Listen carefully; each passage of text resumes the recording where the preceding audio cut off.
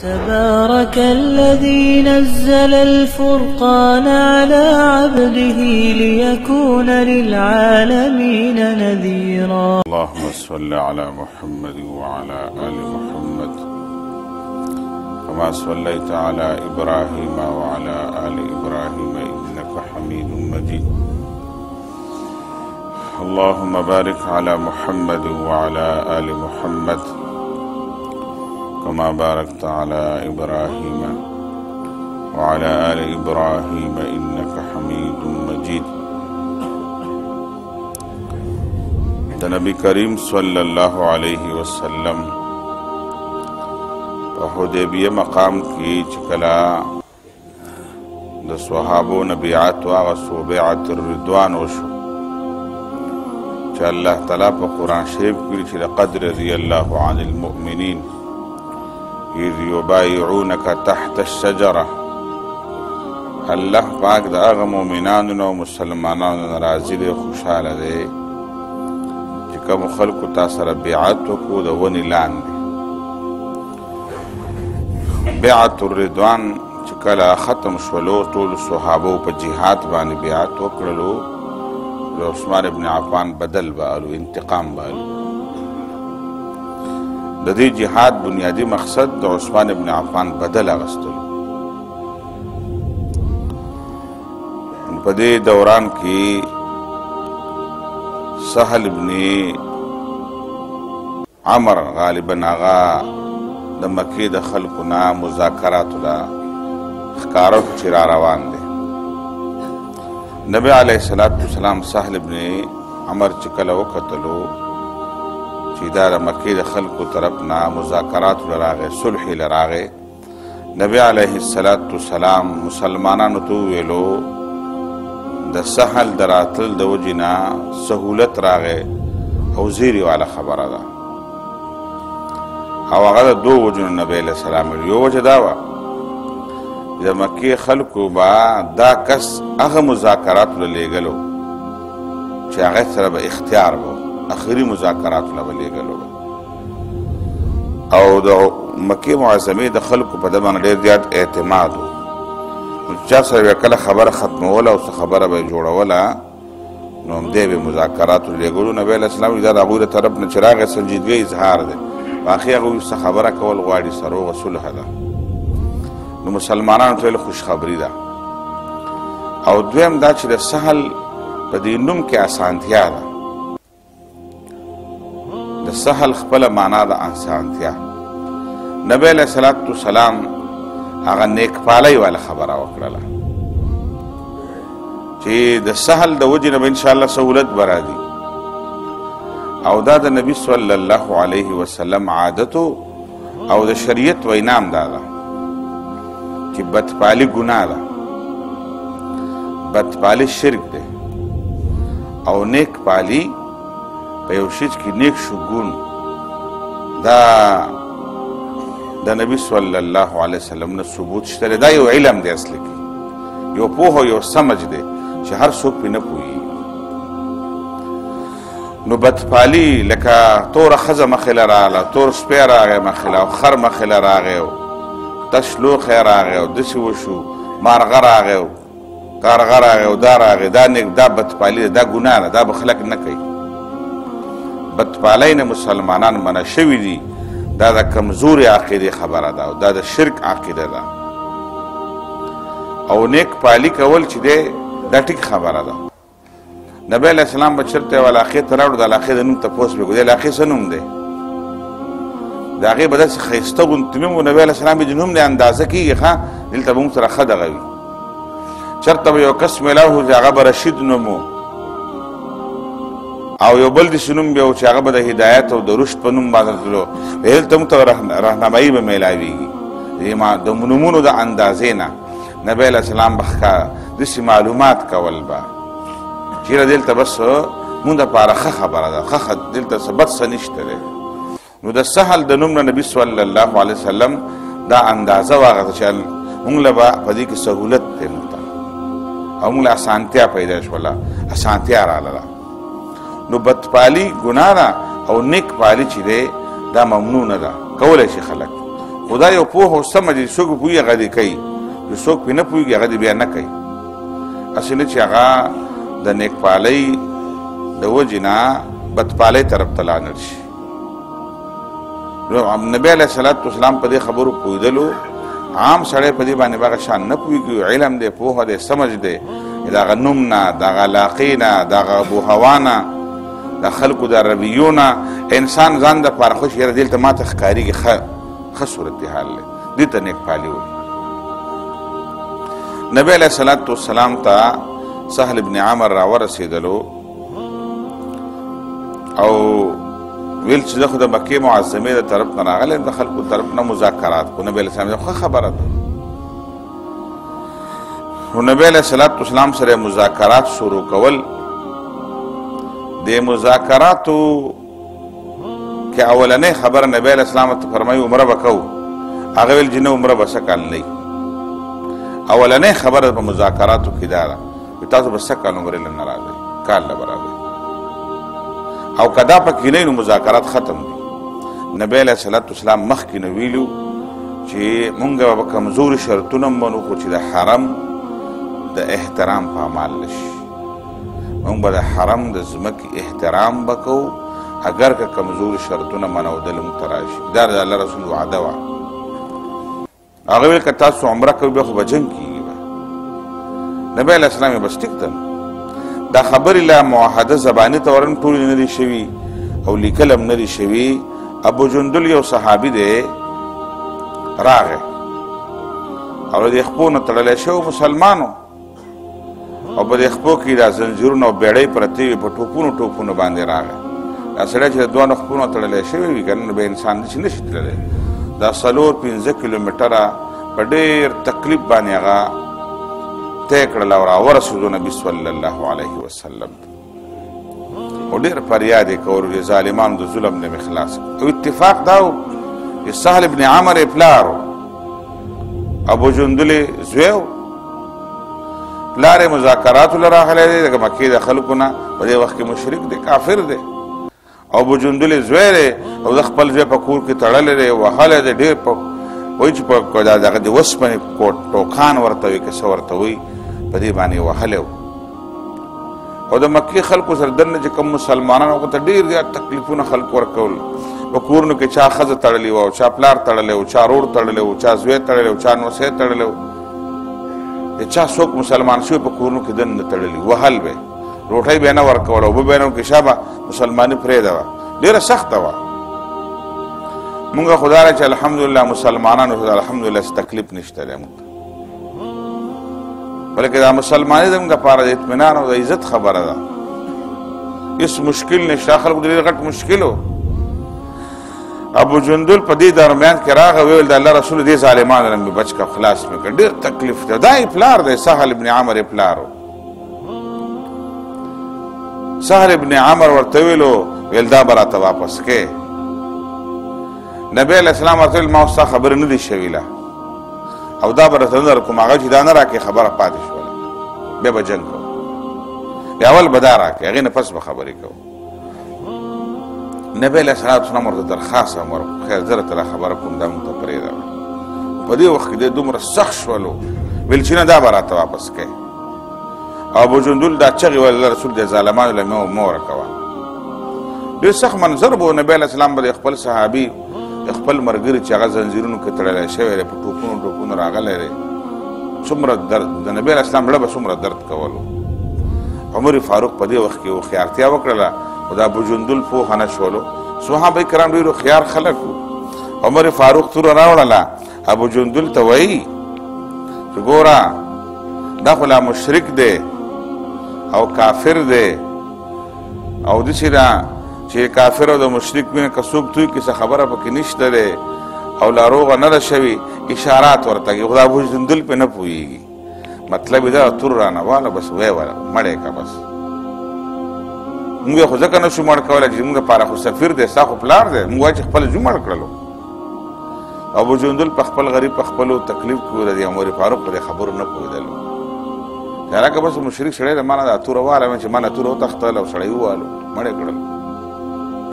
ابو جندل د عمر فاروق په دې خبرو پوهه نه شولو. بر صحابو خدا منظر او دا دردناک حالات قتل نبی علیہ السلام ورته واپس کړل. ابو جندل ته ویل صبر کوا، وی ډېره نږدې د فتح او غلبه را روانه ده. دا به څنګه غلبه کي؟ تا عمرې ته نه پرېږدي. دا د غیبو خبرې دي. ها، په غیبو ایمان دی ته وایي. زه په زنځیرونو کې تړلی ما واپس کوي مې مې سارولی نه شي. بیا هم پیغمبر وایي غلبه را روانه ده، فتح را روانه ده او انشاءالله ګټو به. او ته صبر وکړه بچیه، صبر وکړه، تعالی به الله پاک اجر درکوي. دې ته غیبي ایمان وایي. بیا هم زی انکار نه کوي. ښه، پلار مخکې کړه، ابو جندل یې واپس تړلی به بوتللو چې بیا به وله څه وهله او څه سخته ورکړې به وي. نبي صلی الله علیه وسلم په دې وخت کې ډېر زیات پریشانه و. زه یو خپل ملګری یو مسلمان اوس نشم بچ کولی. بهرحال موحده شروع شوله. اول زباني خبرې وشولې. اولنۍ خبره دا ده چې څه کال به عمرې له نه، څه کال به عمره نه کوې، کال نه به راځي. اولنۍ خبره دا ده. دویمه خبره دا ده چې کال له به عمرې له راځئ نو 3 ورځې به تېروئ. د 3 ورځو نه به زیات نه تېروئ. درېیمه خبره دا ده چې تورې به ځان سره راوړئ، نور جنګي هتیار به رسم نه، صرف توره به وي. توره په هغه زمانه کې د سفر د حفاظت لپاره به خلکو ساتلي.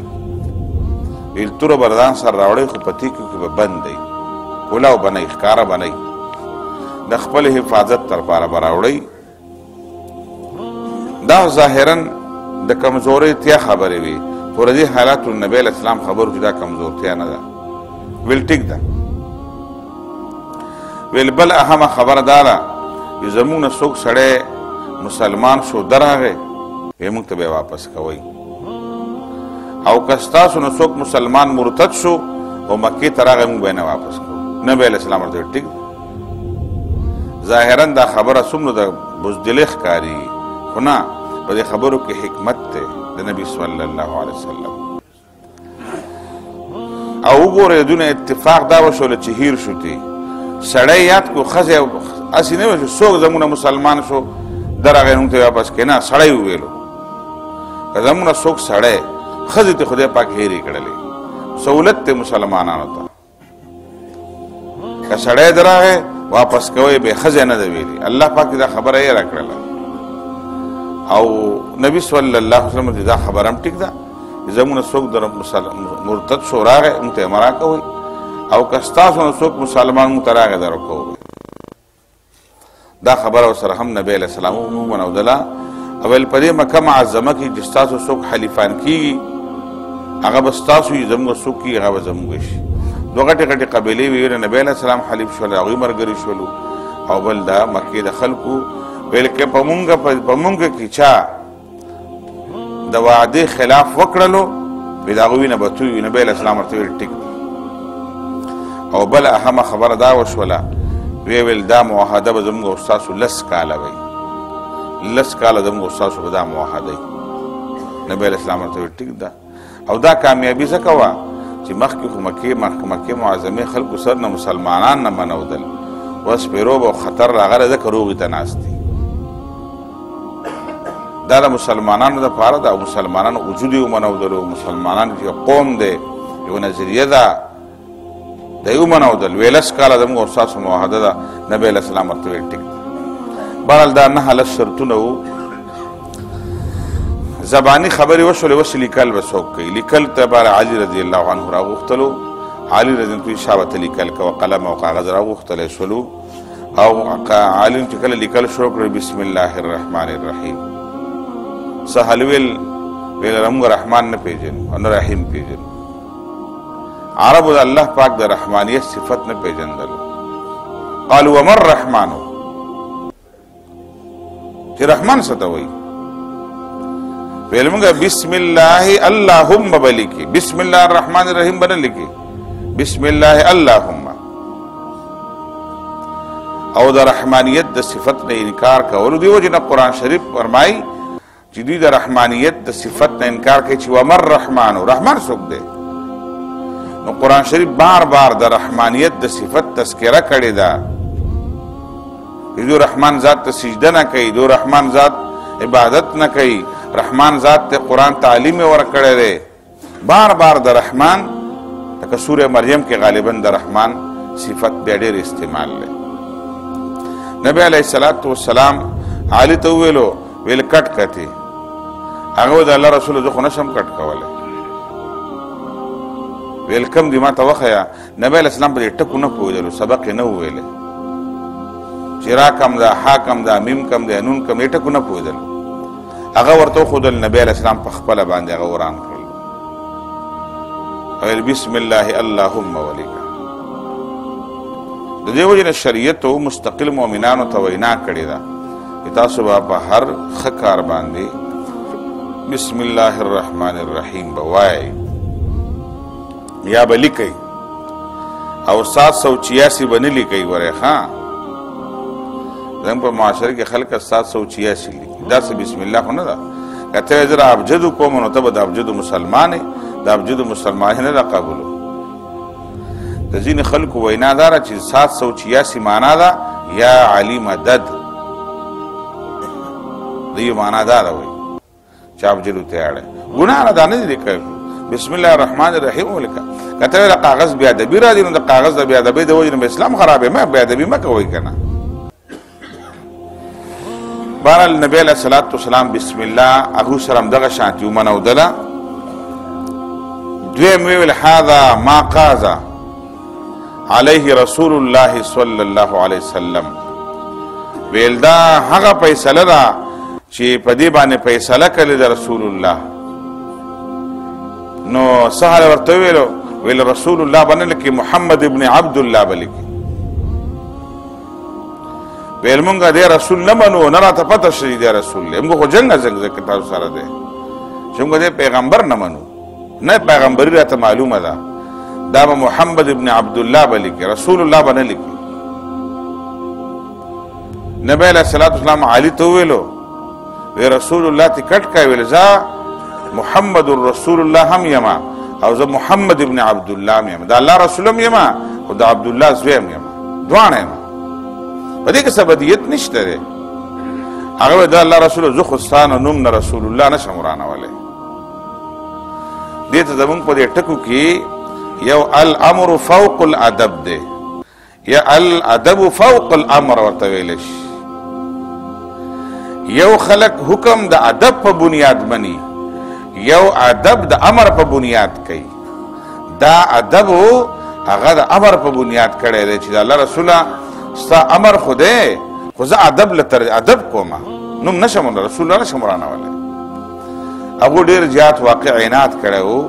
د سوره فتح هم په دې باندې ده. بیا الله پاک په قرآن شریف کې راولېږل چې دوی ته ورانوي که نه، خو تر قیامته پورې الله پاک په قرآن کې ولېږل چې محمد رسول الله والذین معه اشداء علی الکفار رحماء بینهم. دا محمد صلی الله علیه وسلم دا الله رسول دی. که ته نه منې الله وایي زه ویم چې دا د الله رسول دی، او قیامته پورې به دا خبره وي. بهرحال نبی صلی الله علیه وسلم داسې نه کوه چې نافرماني کوله، ادب پې غالب و. ویل د ادب په بنیاد د الله د رسول نه، د الله د نوم نه، د الله د پیغمبر د نوم رسول الله نشم کټ کولی. نبی علیه الصلاة والسلام ورته ویل ما ته وښیه کوم ځای دی. نبی علیه السلام په خپله باندې بیا لرې کړلو. وی ولیکه محمد ابن عبدالله، داسې ولیکه. اسی دا ډېره سخته او ګرانه کلک ډېره خطرناکه معاهده ده. دینه بس صحابه کرام بیا په جذباتو کې راځي. بهرحال نبی علیه السلام ته الله ډېر لوی پوهه ورکړې. پیغمبر اسلام ډېر پوهه و. د نبی علیه السلام د پوهې موږ اندازه نه شو کولی. صحابه کرامو پوهه خو ډېره محدود وه. نبی علیه السلام چې معاهده کوله د الله رسول ته اندازه وه چې دا د مسلمانانو د غلبې ورځې دي، اوس فتح را روانه ده. چې ما ته کافر او دشمن کېناستو، ما سره مذاکرات کوي، لیکل را سره کوي. د دې معنا دا ده چې موږ خو یو امت شولو، یو ډله شولو، موږ سره به دوی اوس معاهدې صلح به کوي. دا د حدیبیې هغه منظر و چې د نبی علیه الصلاة والسلام د مکې خلکو سره باقاعده لیکل شروع کړي، لیکل شوي دي، معاهده شوې ده. د دې واقعاتو د دې ټولو خبرو مقصدونه دا دي چې چې مسلمانانو ته په اولني حالاتو کې ډېر تکلیفونه برداشت کړي او که صلح او روغې کړي دي که نه داسې نه دي کړي چې یاره هم په دې وطن کې دغه خړسری و پرویز مشرف د وایي چې نبي علیه السلام د مکې د خلکو سره صلح کړې وه نو که مزمن امریکې سره وکړه چې چلو وشولو نو سړی اوس وایي چې اسلام آباد کې دې ججانو زوړند کړلې خو دا ججان خو چې دي دا مداریان دي دا مداریان داسې کوي چې دوايانې ورسره خلکو ته وایي وروسته به ما راونولی جنګوم د خلکو دوايانې خرڅې کړي نه مارې نه نولی وي هلکه دوی خرڅ کړه ما هغه ځئ ما کار ختم شو دا زمونږ ججان صاحبان دغه شان مداریان دي وی ورېږه دا غل به ځوړندوم ورېږه دا غل به داسې کومه ورېږه دغه جج ریټایر کېږي یو غل یې ځوړند نه کړل دا مداریان دي زه به تا سره ګورم زه به تا سره داسې کومه خپلې تنخواګانې مراعات علي ښه ټاټ باټ ژوند دی یو غلې هلکه د پرویز مشرف غوندې سړی ته نه شي ځوړندولی په رڼا ورځ باندې به مدرسه وغلي په اسلام آباد کې جنکۍ به کې عربو به هغه سړي ته بېغیرته ویل چې په ښځو به یې لاس پورته کوه پښتانه هم وایي بېغیرته سړی په ښځه لاس پورته کوي اسلام هم دقه خبره کوي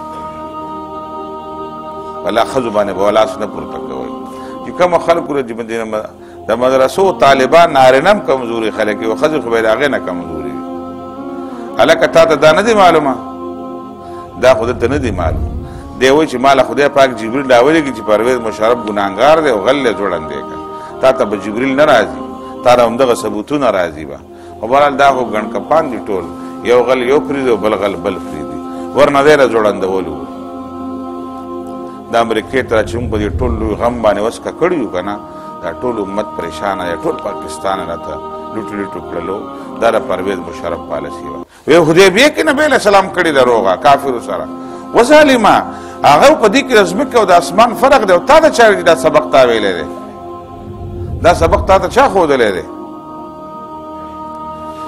نو داسې دی زموږ د مسلمانانو دا کوتاهۍ نه دي چې دا اوس دې بشرانو وکړلې او دا نور په خړسري پسې لا ورپسې دي نو الله پاک دې ظالمانو نه موږ خلاص کړي کافرو ته هم تړي او کافرانو سره موحدې کوي د نبي علیه السلام باندې حوالې ورکړي غلطې خبرې کوي او الله پاک د مسلمانانو حفاظت وکړي او الله تعالی د مسلمانانو ملکونو حفاظت وکړي نور على مر الزمان تألقا وأضاء للدنيا طريقا مشرقا وهدى من الرحمن يهدينا به للصالحات وللمكارم والتقى نور على مر الزمان تألقا